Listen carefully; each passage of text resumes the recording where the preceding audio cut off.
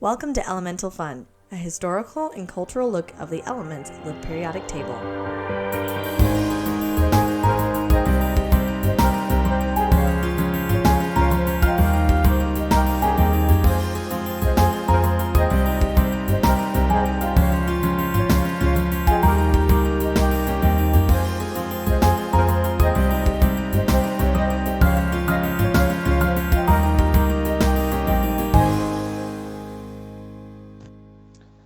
Hello and welcome to Elemental Fun. My name is Grace. My name is Cindy. We are recording from quarantine. Woohoo! If we sound different, coronavirus. we have to Skype each other because we're not allowed to see each other because we are social distancing. By a lot. I'm social drinking by myself. It's great. I'm social waiting to have a baby soon, please. But what are we doing today? We are going to talk about iron. Iron! Like Yes. the Iron Man! I am Iron Man.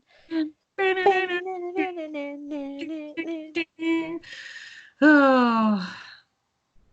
So I don't really like his songs. What? I said I'm not really a big Ozzy fan, but you know, that's okay. I do like Iron Man. I know you do. All right, so iron. It came from the Anglo-Saxon name iren, I-R-E-N, a shiny grayish metal that rusts in damp air and high temperatures. Yes, and the Latin, Oh, sorry. Iron, it's for the, because they believed it to be a holy metal from the Crusades. Oh. Yeah. What's that? Iron means holy metal in Anglo-Saxon. You know what? I meant to look that up and then obviously did not. And I cut you back, no. boo. It says maybe derived from holy metal used to make swords in the Crusades. Look at that. I did have it. Yes, but it's Latin. The initials are Fe, which is Latin for. It's a lot of the elements in the periodic table have their abbreviations from their Latin name instead of the other. But they have they found iron objects as early as 3500 BC in Egypt. But they think there was 7.5% nickel, indicating that they were from meteors. Yes, I got that too. I thought that was really cool. Yeah. Iron from space. Yes. Let's see. I have the ancient, I think I wrote this right, the ancient Hittites of ages, Hittites, if I can read my writings. Of Asia Minor, which is Turkey today, were the first to smelt iron around 1500 from BC. So they smelted it from ore. And that was when they did that, that was like, woo, there's big, newer, stronger metal. So they became an economic and political power, and that became the Iron Age. Yes, I have that as well. Yep, that's definitely what started the Iron Age, and that's when they started making everything out of iron that they wanted, anything they wanted to be strong and be able to hold up in battle. Also be extremely heavy, but you know.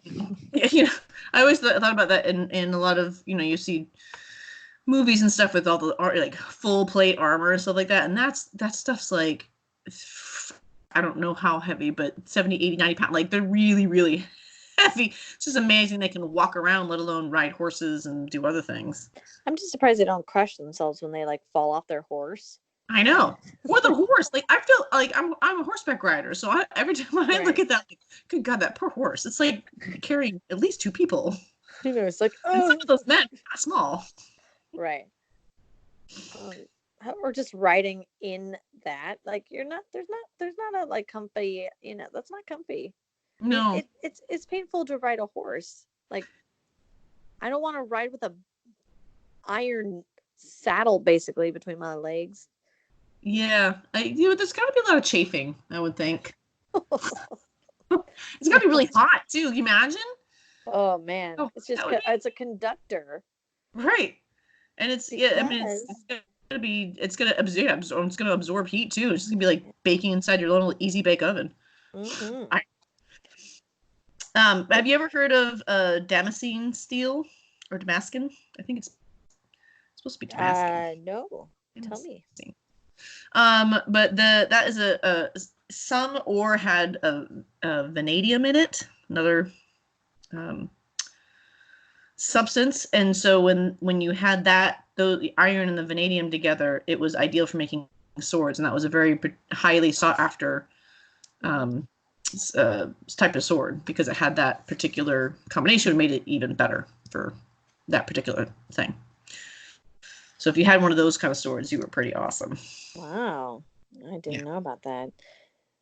But I mean, should we talk about how basically iron, like all iron used today came from basically when our planet was forming? Did you read about that at all? Did it? No, I don't think I did. Tell us about it. Well, I was reading it in the Bill Bryson book, The Complete History of Nearly Everything. Basically, that like the iron deposits that were made when the Earth, because there was like, basically there was water, and then things started to rust because there was more oxygen in the air, and then it would like corrode in the water, and it created like these iron ores, and that a lot of it is from today. But it's also thought to be in the Earth's core. It is the fourth most abundant by mass in the Earth's crust. Yep. And we make so much stuff out of iron. 90% of all metal that is refined today is iron. We make steel with iron and carbon. Right. Stainless steel is basically the like upgrade of iron because it is resistant to corrosion versus regular iron that's like damp air. It's like rust. No, ow. Our absolute favorite thing in the world, cast iron skillets, are made with iron, but they also have 3 to 5% of carbon. Yeah, the stainless steel has 10.5% chromium. Yeah. At least, which helps with corrosion. Right. And they may add nickel, molybdenum, titanium, or copper to increase the strength and workability. So they use it a lot in architecture, bearings, cutlery, surgical instruments, and jewelry. Because most of your jewelry is like stainless steel for those who are allergic to things. Yes.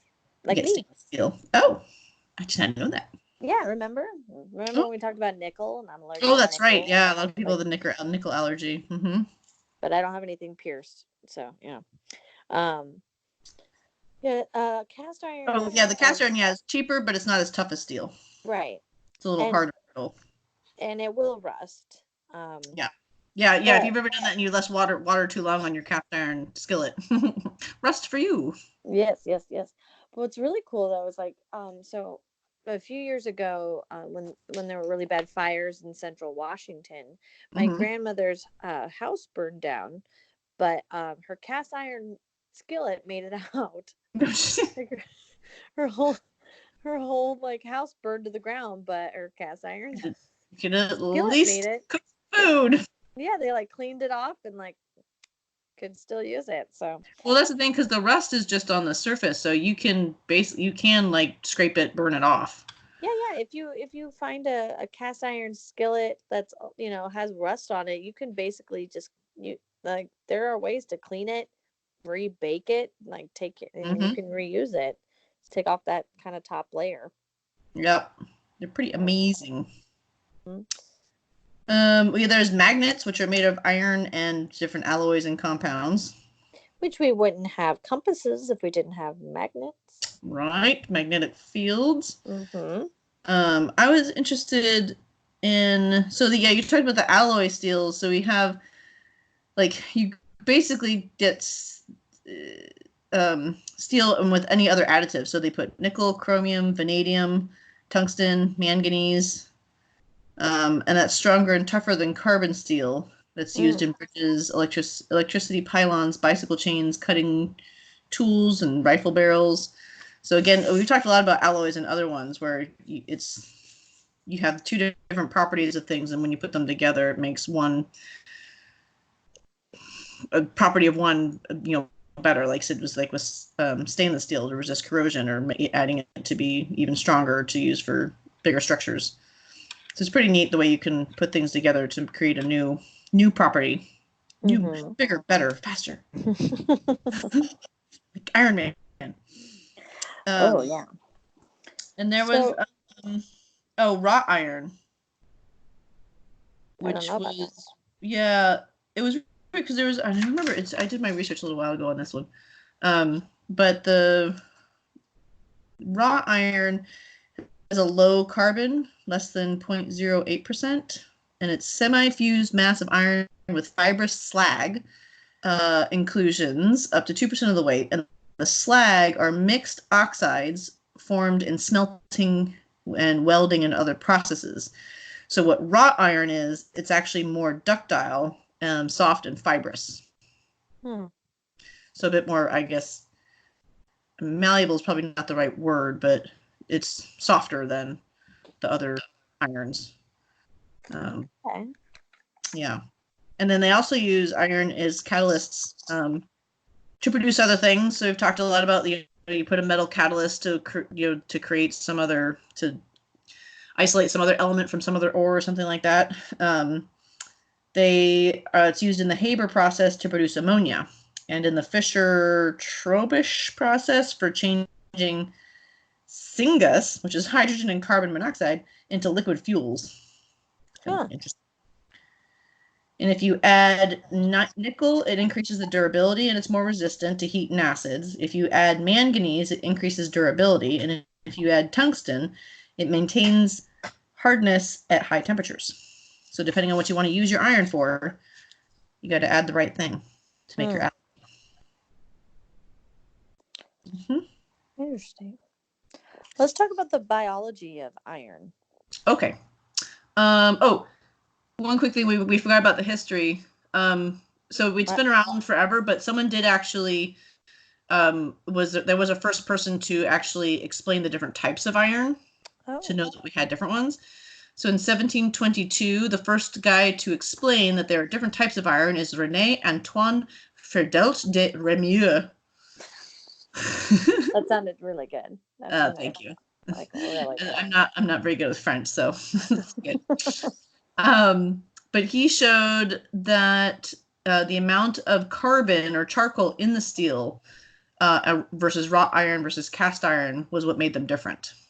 Okay. So it's how much carbon is in each.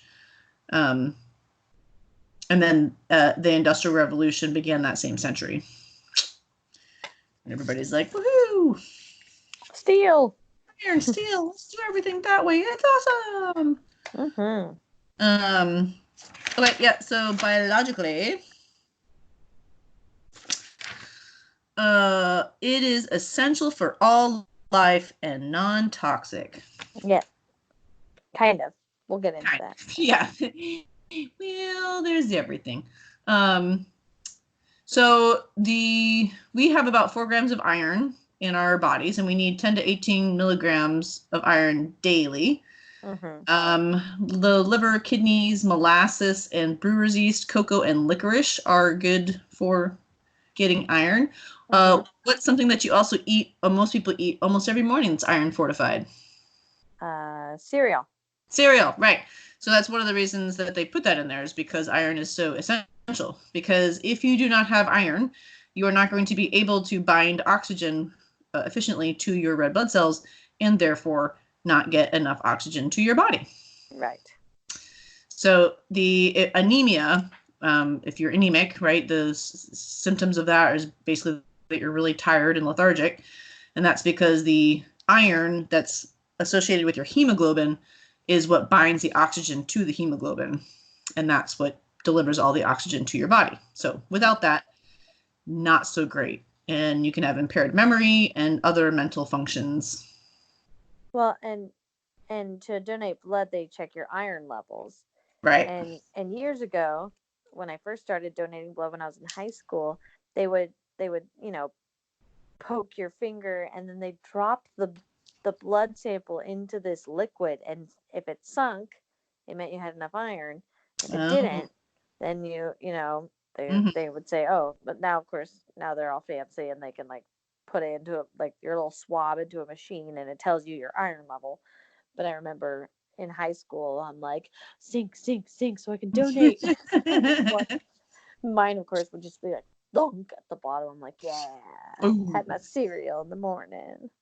Well, see, now that's what's funny. So interesting about blood, because I have, well, there's a thing, you can of course have too much, right? So if you don't have enough, you're anemic. You have too much, you can increase the risk of cardiovascular problems.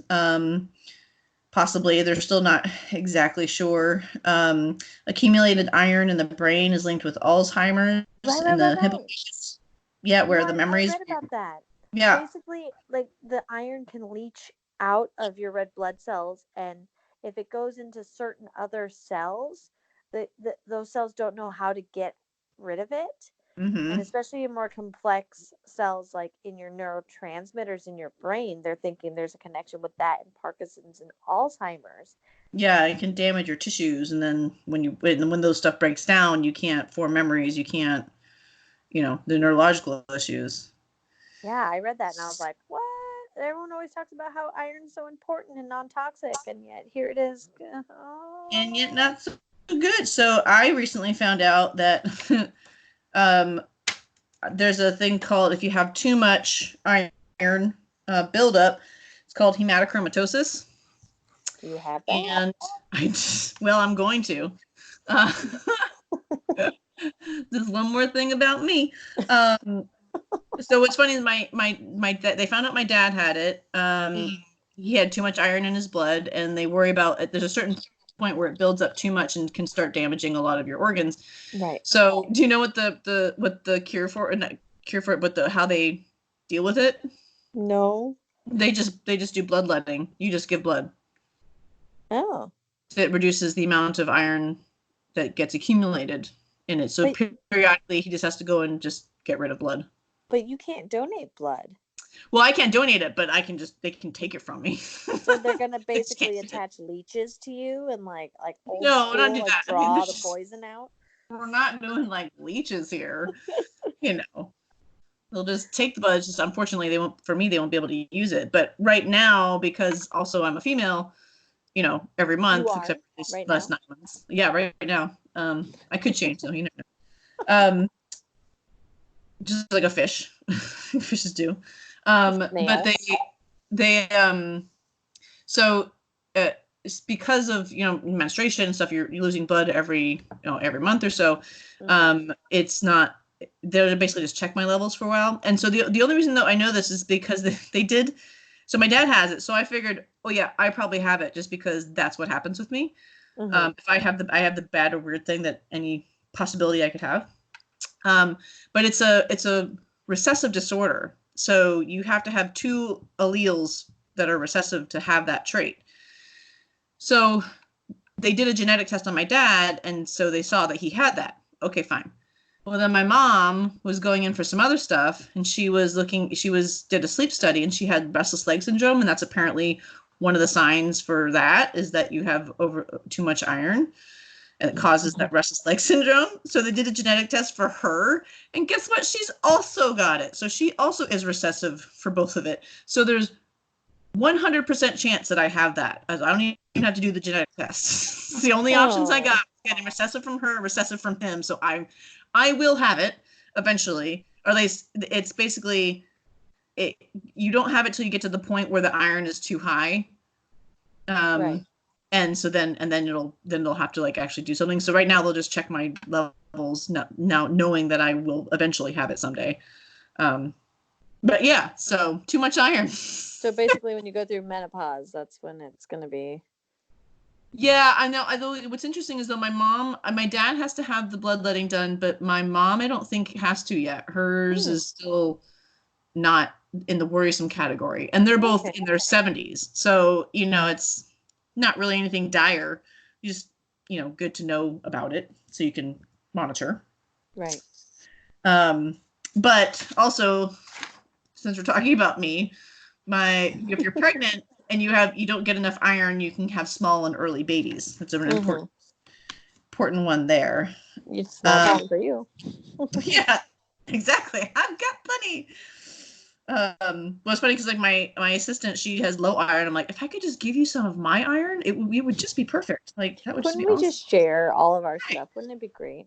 It would just be amazing. Yeah. But they did have other iron deficiencies have been linked to depression. They did a study on teenager twins and adults, and postpartum depression, and they found, I think, given the iron supplements actually helped with postpartum depression, or seem to. Huh. That's good. So there seems to be a lot of stuff that we kind of know, but not know all about. It's important for plants too, because in order to produce chlorophyll, the pigment that they use for absorbing light energy to do photosynthesis. So without that, photosynthesis might not happen, and that would be a bad thing. Yeah, for no life. No life on the planet, So there's 2 different types of iron. Did you know that? I did not know that. There is heme iron and non-heme iron. So the heme iron is the one that's more readily absorbed. I think that has to do with that's likely the one that's on the hemoglobin.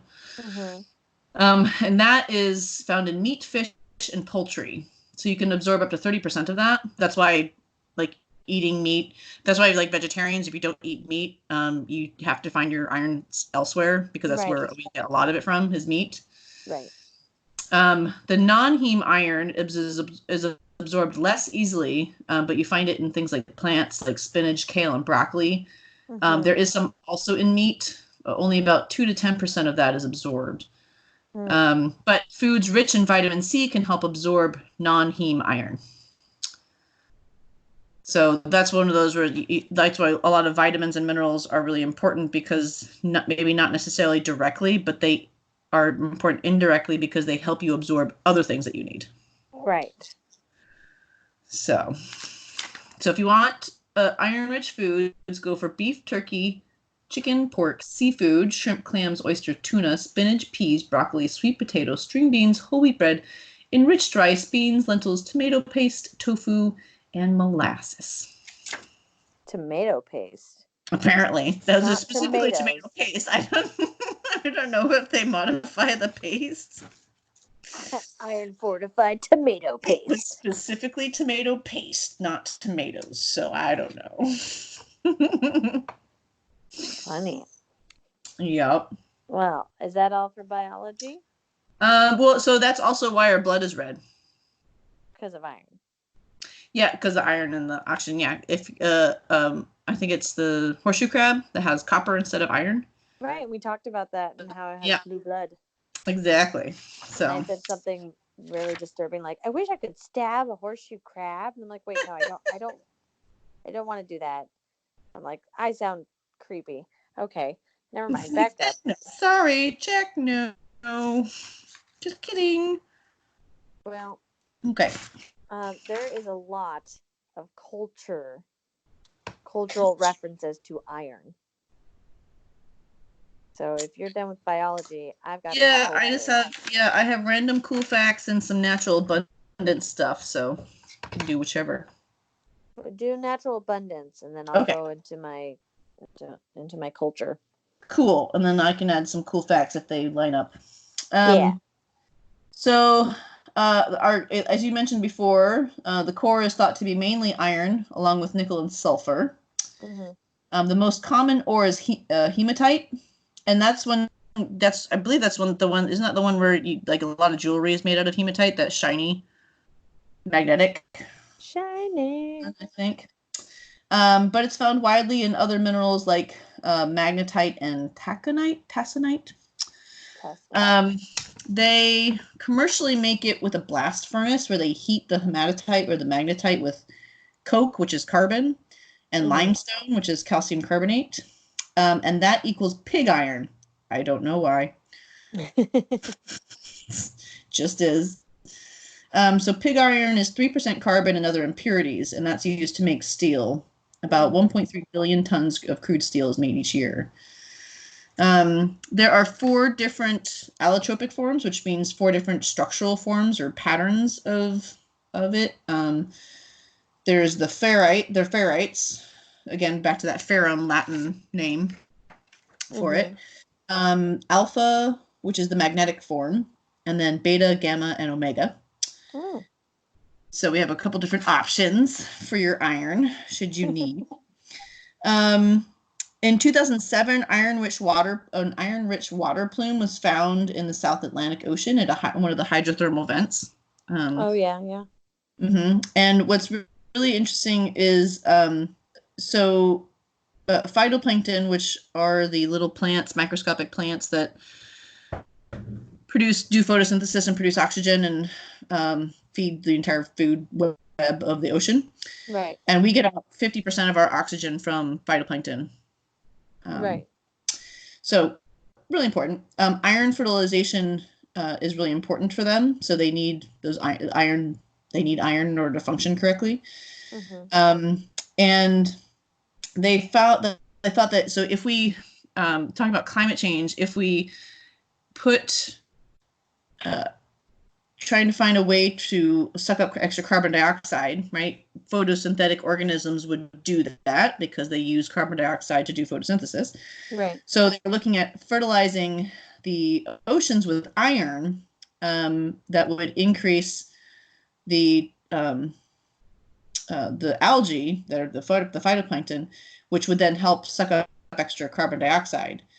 But in a 2010 study, they looked at that but saw that, well, that might work, but it also could increase the toxin production of algae, depending on what type of algae you're fertilizing. Right. And the toxins could then damage wildlife. So it's like, well, there's a good point, and then that could be a bad part, and maybe trying to cure it is worse than the problem. Right, we talked a lot about bad toxic algae in our nitrogen episode. Yeah, exactly. That could be real bad. Right. So it's like, yeah, okay, we made it and we sucked up a lot of carbon dioxide, but then we just killed everything in that section of the ocean. Right. Not good. But one really cool fact along with natural abundance here before you get into culture is that whale poop is really important. But that's basically whales are fertilizing the ocean. So large whales that dive deep to go get their food, they can't poop at depth. Like sperm whales, and blue whales and things like that. They can't poop at depth, so they go down, and so it's helping to mix the whole, from top to bottom. They go down and get a lot of food basically that's down deep, and then when they come back up and digest it, they poop out the nutrients, and that is what basically fertilizes the phytoplankton in those areas. So without whale poop, we would not have the phytoplankton that we need for functioning ecosystems. Is there iron in the whale poop? Yeah. Okay. They're eating other fish and stuff like that, which have high iron. Okay. Just wondering how that applied to iron. Yeah. I know you like to talk about whale poop, Sydney. I know that's your thing. That's your jam. I did collect it. Well, I collected dolphin poop, but nonetheless. But it's an important part of the ecosystem there. But that's my cap off for natural conversations about iron. All right. Well, culture. Sure. There's lots of stuff. So basically, iron is considered a masculine metal because of its toughness, because of its use in war. Because women can't be tough because they don't give birth and stuff. But okay. This was identified and culturalized a long time ago. I know. I know it sucks, but we gotta down with patriarchy. Yeah. So basically, iron is a resemblance of it. It represents strength and toughness. So you've heard the iron triathlons. You've heard of Iron Man, the superhero. Superman's called the Man of Steel. Right. Iron Man was named Iron Man not because the suit is made of iron, because it is not, but they decided to call him Iron Man for his great strength and toughness. And along with that strength and toughness, you have people like Margaret Thatcher was called the Iron Lady. She was called that by the Russians for her persistent opposition against communists. You have oh, just wait for me to just Vallabh Bhai Patel of India. He was called the Iron Man of India. Called so because he committed to national integration in the newly independent country of India. So he was given that title of the Iron Man of India because he was really pushing towards integration once India became an independent country. Other iron references, I mean, Iron Man triathlon, obviously you have to be extremely tough and very skilled to finish an Iron Man triathlon. Other ones, when back in the day when polio was, sweeping through our country, people would have to be put in an iron lung, which was iron lung. That was basically kept you breathing. But it has, even though it kept people alive, it has a real negative connotation because it was awful. Like you're basically put in this like cold like machine and like hope you don't die. There you go, polio.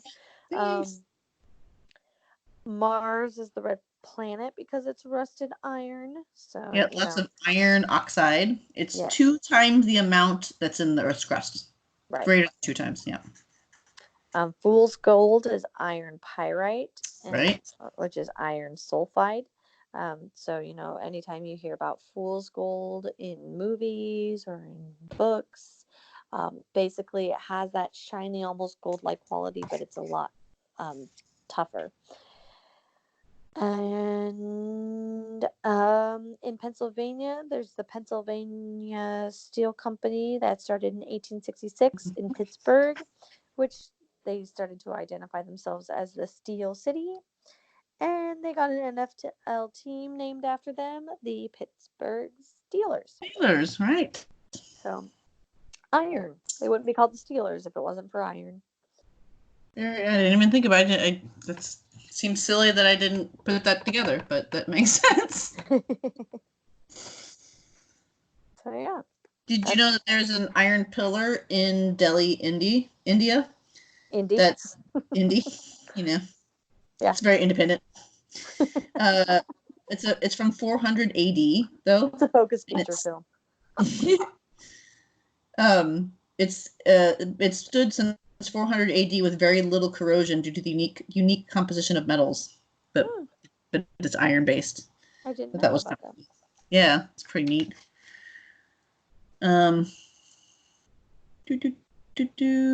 It's in all the planets of the solar system, in the core of all the planets. These in all the plants in the solar system. I was like, you mean all of our planet? Not really planets, whatever. Even the gas planets. It's gaseous plants.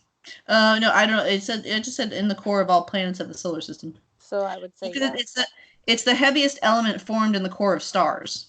Oh, right. So anything heavier is only formed in supernovas, which is when the high mass stars explode. So it's kind of the heaviest thing. Well, that actually makes sense. A lot of the gaseous planets, they still have like a solid core just because of the amount of pressure that's caused by it being all the reactions. Right. Yeah. So that makes sense. The Earth's inner core is about 85% iron, and the outer core is 80% iron by weight. And the electric current that's generated by the liquid iron that's around there is what is the Earth's magnetic field. I hear we're losing our magnetic field right now, though. Losing it or switching? It's switched. It's over time. It's switched back and forth. Right, but as it switches, it's going to get to a neutral place, and Oh, then we're not going to have anything to keep the solar radiation from killing us all. Yay! Well, it's one of the many ways we may all be gone. I've been enjoying reading Bill Bryson's book, but like it basically tells you how like the 5 bazillion ways that we will be destroyed. And I'm like, this is depressing. Like, can we read about something like he's like, this is what happens if a meteor hits our planet and how we will all die. This is what will happen if, basically if Yellowstone, the super volcano under there explodes. That's how we'll all die. Now, if those two things don't kill us, our magnetic field is switching rotations, and when it is neutral, then the radiation from the sun will kill us, and we will all die. I'm like, this is great. I'm really excited about our future. Most of those things are not within our lifetime. I think even the magnetic thing, that's still it's gonna be a long time. Far away. Yeah. But still, it's like, oh, great. And he basically said, like, if a meteor was going to hit us, we wouldn't have any notice. And yeah, that would just be Well, and there's been so many that have been fairly close, fairly in quotation marks close, but. Well, and even those ones, it's like we found out after it passed by, like, oh, that was close. Oh, that was. Brings me back to the Men in Black quote, where it's like, there's always an intergalactic space thing that's going to kill us, or a meteor that's about to hit this planet, or whatever. The only reason that we keep going is because nobody knows about it. We do not tell them. Very true. Yep. Well, sorry. Continue. That's all I had for iron. Oh, look at that. Yeah. So, takeaway: iron. Vitally important. Yep. For plants and people. Yes. But too much is a bad thing. Yeah. Well, isn't that like the theme of except for the one that I'm like, this is toxic. It will kill you. Don't touch it. Right. Pretty much. It's either toxic, don't touch it, or it's good till it's bad. Right. And too little or too much. And each one has their own levels of to what is too little or too much. Right. Cool. Well, hopefully this podcast has reached you all. I do have a request from one of our listeners, my friend Zvi. He said, because we are quarantined, we should just release all of the podcasts that we have saved up, because there's nothing else to do but listen to podcasts. And I was like, yeah, we're not going to do that. Partly because Cindy's about to have a baby. Fast enough to be able to, I have a baby in about a week and a half or so. So we need a little bit of time to buffer that out. Again. What's surprising though is I am behind on all my podcasts. To them as I'm to work or driving to other places. I'm so behind on my podcasts. Yeah. Yeah. Well, I can't just be like, shut up, 7-year-old. I'm listening to my podcast right now. What, you want interaction? What? Come on. I don't know what that's like at all, Cindy. I have a 4-year-old and a 1-year-old. I don't know what you're talking about. I don't know. It's fine. They play independently while I listen to my podcasts all the time. Yeah. This is independent play you talk about. It's insane. I don't know it exists. Although my son actually read for like an hour of quiet time. He just sat down and read a book. It was a graphic novel, but he read the whole book for like an hour. That's a win. I was like, that is a win. Like, done. It's awesome. So occasionally that happens, but most of the time it's like, what are we going to do now? What are we going to do now? Okay, what are we going to do now? Are you going to help me with my work? Okay, let's do that. All right. Well, Cindy, I guess they can find you at PacMam. Yep, pacmam.org and Facebook and Instagram. Pacific Mammal Research. It's my research work, marine mammals. Yeah. And if you want to email us, You can do that at elementalfunpodcast@gmail.com. I've changed my Instagram handle. I am now Gracie runs 50 by 50 50x50. Instead of Mama. Yeah, it was too long. I couldn't handle it. Well, and you're more than just a mom too. You're Grace. Yeah, sometimes I don't feel like much more than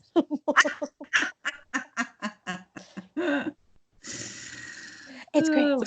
Especially now. Mom. Hold on. Oh, yes. If you are out there and you're listening, let us know how you're doing with social distancing and quarantine. And well, especially because this will be a couple episodes before we get this in. So if we're still on quarantine by that time, good God, help us all. Oh, Cindy, we haven't even peaked yet. Oh, I know. We're recording this in late March, by the way. So yeah. Hopefully future us will listen to this and go, oh, yes, I'm so glad that's over. Remember that time when that happened? Oh, yeah, it'll be quite a few weeks before this one's out, so it'll be interesting to see where everybody's at that point. Mm-hmm. Yeah. So yeah, I guess we should wrap it up, I guess. Anything else we need to say? No. Stay safe and stay healthy. Yes, and if you want to learn about pandemics and epidemics, look at our podcast that came out about that. And I don't know what we're gonna do next, Cindy. We'll have to think about what our next element will be.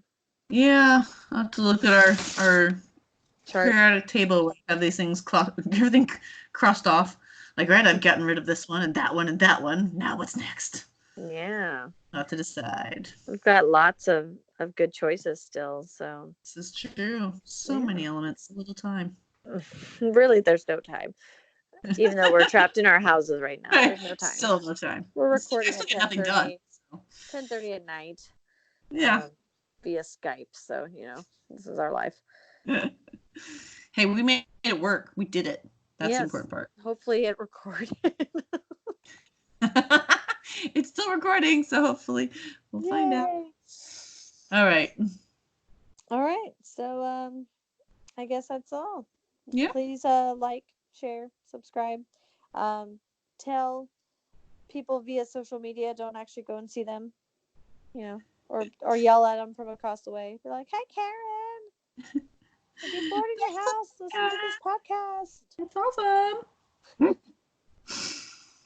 All right. Well, we dragged it out long enough. Again, my name is Grace. My name is Cindy. Thanks for listening, and stay safe out there. Toodles. Bye.